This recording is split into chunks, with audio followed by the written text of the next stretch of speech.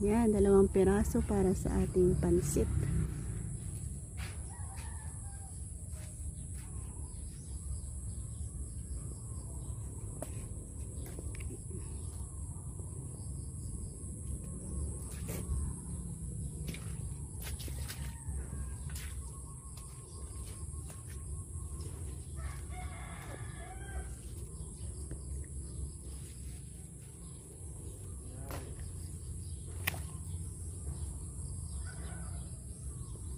Ayan, nakakuha tayo ng 2 piraso.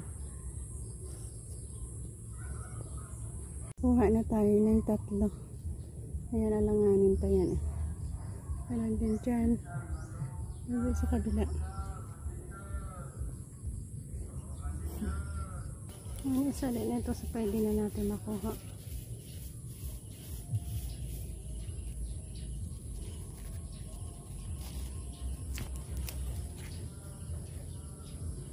At meron tayong 4 na nakuha dito. So meron tayong isang mahaba dyan na sumusunod. Ang ganda na. 4 is enough para sa ating pansit recipe.